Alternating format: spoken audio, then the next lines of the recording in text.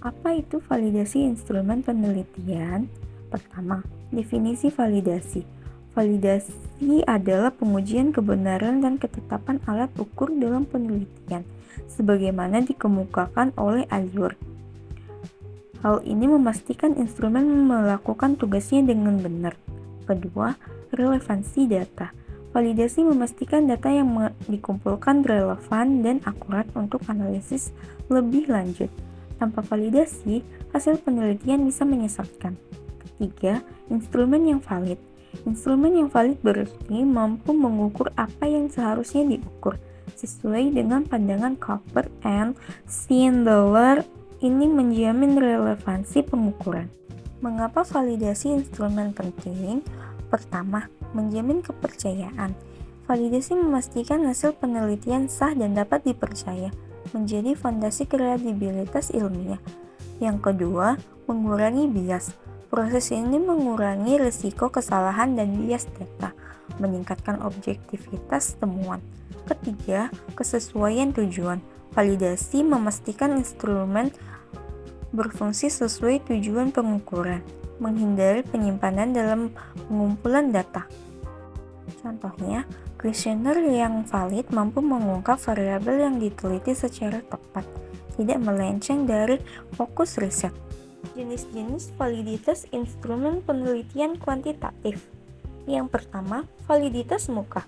Apakah instrumen secara sepintas tampak mengukur konsep yang dimaksud? Ini adalah penelitian awal yang intuitif. Yang kedua, validitas isi. Apakah instrumen mencakup semua aspek penting dari konsep yang diukur secara komprehensif? Yang ketiga, validitas kriteria. Perbandingan instrumen dengan alat ukur serupa yang sudah ada dan terbukti validitasnya. Yang keempat, validitas konstruk. Apakah instrumen sesuai dengan teori dan proposisi yang berlaku mengenai konsep yang diukur? Contoh kasus validitas instrumen. Pada gambar pertama, validitas muka. Pertanyaan, apakah Anda ikut pemilu legislatif 2019? Dianggap relevan dan lugas untuk mengukur partisipasi pemilu. Gambar kedua itu validasi isi. Mengukur demokrasi harus mencakup kebebasan dan kesetaraan, bukan hanya satu aspek. Ini memastikan cakupan yang lengkap. Gambar yang ketiga itu validitas kriteria.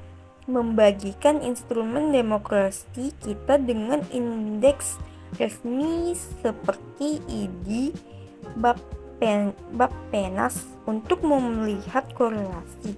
Gambar yang keempat itu validitas konstruk. Mengukur politik uang memerlukan pertanyaan berlapis dan mendalam, bukan satu pertanyaan tunggal yang sederhana. Selanjutnya, metode uji validitas instrumen. Yang pertama, relasi person-product moment. Ini adalah teknik statistik yang paling umum digunakan untuk menguji validitas isi atau konstruk. Cara kerja metode ini yaitu membandingkan skor setiap butir pertanyaan dengan skor total dari seluruh pertanyaan dalam satu variabel. Tujuannya untuk melihat apakah setiap item mendukung satu kesatuan konsep yang sama. Jika skor item searah dengan skor total, maka item tersebut dianggap selaras. Yang kedua, kriteria validitas. Untuk menentukan apakah sebuah item pertanyaan lolos atau gugur, digunakan perbandingan nilai statistik. Yang pertama, syarat valid antara R hitung lebih besar dari R table. Signifikasi umumnya menggunakan tingkat kesalahan 5% atau 0,05. Artinya, jika nilai korelasi R hitung yang didapatkan dari perhitungan lebih besar dari nilai standar dari tabel statistik R table, maka pertanyaan tersebut dianggap valid.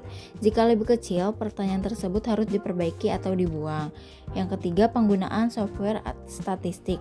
Karena perhitungan korelasi person cukup rumit jika dilakukan manual, maka penggunaan software harus disarankan. Yang pertama, menggunakan SPSS. SPSS ini merupakan standar industri dari penelitian akademik untuk menghitung nilai korelasi secara otomatis dan akurat. SPSS memiliki keuntungan yaitu meminimalisir kesalahan hitung dan mempercepat proses analisis data yang besar. Keempat, indikator validitas tinggi. Bagaimana cara mengetahui instrumen yang sangat kuat? Yang pertama yaitu konsistensi, adanya hubungan yang kuat dan stabil antara semua item. Lalu hasil uji menunjukkan bahwa hubungan tersebut bukan faktor kebetulan melainkan karena item tersebut memang mengukur fenomena yang dimaksud. Selain metode, selanjutnya ada langkah praktis uji validitas dengan SPSS.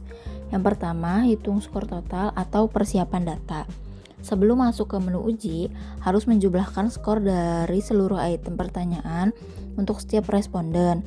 Selanjutnya, hasil penjumlahan ini disebut sebagai skor total variabel. Skor inilah yang nantinya menjadi pembanding untuk setiap item. Yang kedua, ada pilihan menu analisis atau navigasi menu. Langkah yang pertama yaitu buka aplikasi SPSS dan masukkan data. Lalu klik menu pada bagian atas dengan urutan Analyze, Correlate, Bereft. Yang ketiga, masukkan item variabel atau input variabel. Setelah jendela baru muncul, pindahkan semua pertanyaan beserta skor totalnya ke dalam kotak bervariabel atau variables.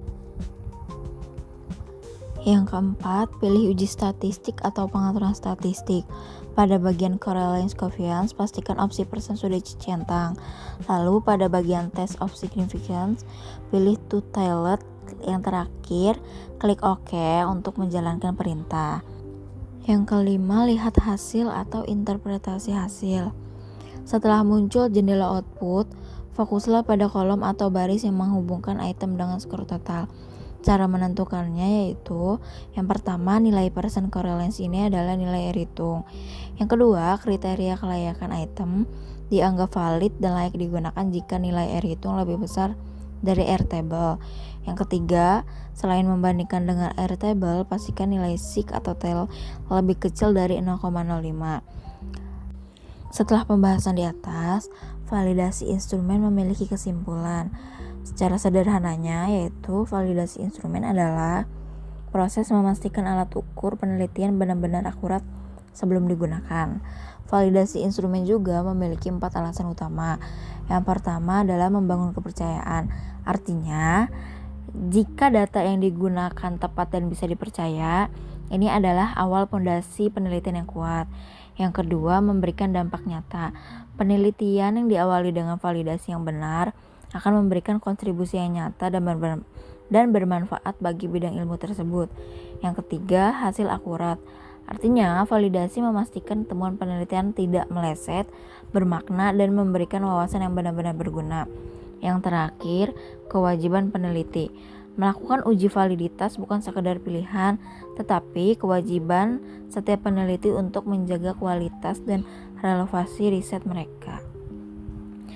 Jadi kesimpulannya, tanpa validasi, hasil penelitian hanyalah asumsi. Validasi adalah kunci agar riset diakui akurat dan bermanfaat. Apa itu reliabilitas instrumen? Reliabilitas mengacu pada konsistensi hasil pengukuran suatu instrumen ketika digunakan berulang kali di dalam kondisi serupa. Instrumen yang reliable akan menghasilkan data yang stabil dan dapat dipercaya, serta hasilnya yang tidak dapat berubah-ubah tanpa alasan jelas. Lalu, jika sebuah instrumen penelitian tidak reliable akan memiliki akibat. Yang pertama, hasil penelitian bisa menyesatkan. Yang kedua, kesimpulan yang diambil bisa salah. Dan yang terakhir, hasilnya akan selalu beda dan tidak berguna. Reliabilitas memiliki jenis-jenis yang umum digunakan. Yang pertama, reliabilitas tes ulang atau tes retest. Ibaratnya melakukan tes yang sama 2 kali. Cara kerjanya memberikan tes yang sama kepada orang yang sama, tapi dilakukan di waktu yang berbeda. Misalnya di hari ini dan 2 minggu lagi. Tujuannya untuk melihat apakah hasilnya sama stabil atau berubah drastis karena faktor waktu. Yang kedua, reliabilitas konsistensi internal. Artinya pengecekan kekompakan isi soal. Cara kerjanya tidak perlu mengetes 2 kali, cukup melihat apakah soal nomor 1, 2, dan 3 serta seterusnya dalam satu tes itu nyambung satu sama lain. Alat ukurnya bisa menggunakan rumus yang disebut, contohnya Cron, Batch, Alpha. Jika angkanya tinggi, berarti semua soal mengukur hal yang sama. Contohnya, dalam tes kepuasan pelanggan ada pertanyaan, apakah Anda puas, apakah Anda akan kembali, dan apakah Anda merekomendasikan kami. Ketiga soal ini harusnya punya jawaban yang searah atau kekompakan. Yang terakhir, liabilitas antar penilaian atau inter-rater, yaitu pengecekan kesepakatan antar juri. Cara kerjanya digunakan jika hasil tes sifatnya subjektif, seperti lomba masak atau wawancara kerja, membandingkan nilai dari penilaian A dan penilaian B. Memiliki tujuan yaitu memastikan nilai yang keluar bukan karena selera pribadi satu juri saja, tetapi karena memang kinerjanya yang bagus. Pada slide ini ditampilkan metode pengujian reliabilitas, yaitu cara untuk memastikan bahwa instrumen penelitian menghasilkan data yang konsisten dan dapat dipercaya. Metode pertama adalah Cronbach Alpha, yang digunakan untuk mengukur konsistensi internal antar item dalam kuesioner. Secara umum, nilai di atas 0,7 menunjukkan bahwa instrumen tersebut reliable. Metode kedua adalah Kuder-Richardson 20 atau KR20 yang digunakan khusus untuk instrumen dengan jawaban dikotomi, seperti benar salah atau ya tidak, sehingga sering diterapkan pada tes pengetahuan. Metode ketiga adalah test-retest correlation, yang mengukur kestabilan hasil pengukuran dengan membandingkan skor yang diperoleh pada dua waktu yang berbeda. Sebagai contoh, sebuah studi di Surabaya tahun 2024 menunjukkan nilai Cronbach Alpha sebesar 0,809 pada instrumen dukungan suami, yang menandakan bahwa instrumen tersebut memiliki reliabilitas yang tinggi. Mengapa reliabilitas penting dalam penelitian? Reliabilitas menunjukkan konsistensi hasil pengukuran suatu instrumen penelitian. Instrumen yang reliable akan menghasilkan data yang stabil meskipun digunakan berulang kali dalam kondisi yang relatif sama. Pentingnya reliabilitas dalam penelitian. Yang pertama ada menjamin akurasi data, yaitu data yang dikumpulkan menjadi lebih akurat dan dapat diandalkan untuk analisis. Yang kedua ada meminimalkan kesalahan pengukuran, yaitu mengurangi bias dan kesalahan yang dapat memengaruhi kesimpulan penelitian. Yang ketiga ada meningkatkan kredibilitas penelitian. Hasil penelitian lebih dipercaya karena didukung instrumen yang konsisten. Yang terakhir ada memfasilitasi replikasi, yaitu instrumen yang reliable memungkinkan penelitian diulang di konteks berbeda dengan hasil yang sebanding. Selanjutnya ada tantangan dan solusi dalam menjaga reliabilitas. Dalam praktik penelitian, menjaga reliabilitas instrumen tidak selalu mudah dan selalu menghadapi beberapa tantangan. Yang pertama ada perubahan konteks. Perubahan sosial, budaya, dan lingkungan dapat menurunkan reliabilitas instrumen yang sebelumnya sudah valid.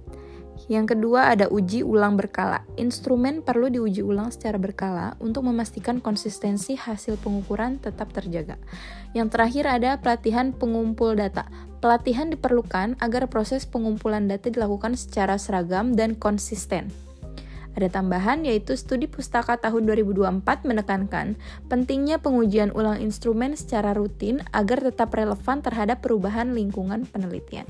Lanjut lagi ada studi kasus uji reliabilitas instrumen dukungan suami di Surabaya. Penelitian ini menggunakan kuesioner yang dirancang untuk mengukur dukungan suami. Jumlah item ada 10 pertanyaan, respondennya itu ada 30 kader kesehatan di Surabaya. Korelasi itemnya itu berkisar antara 0,469 sampai 0,748. Lebih besar dari nilai R-table 0,361, sehingga seluruh item dinyatakan valid. Nilai Cronbach Alpha sama dengan 0,809 menunjukkan instrumen reliable. Kesimpulan studi kasus: instrumen layak digunakan untuk penelitian lanjutan karena memiliki tingkat konsistensi yang baik. Ya, yang terakhir ada kesimpulan dan rekomendasi kesimpulan. Reliabilitas merupakan fondasi utama dalam menghasilkan instrumen penelitian yang valid, akurat, dan kredibel. Rekomendasinya itu gunakan metode uji reliabilitas yang sesuai dengan jenis data. Lakukan uji reliabilitas ulang ketika instrumen digunakan pada konteks atau populasi baru. Pastikan pelatihan dan standar pengumpulan data dilakukan secara konsisten. Instrumen yang reliable akan menghasilkan data penelitian yang lebih bermakna dan dapat dipertanggungjawabkan secara ilmiah. Segitu saja presentasi dari kelompok kami, kurang lebihnya mohon maaf. Wassalamualaikum warahmatullahi wabarakatuh.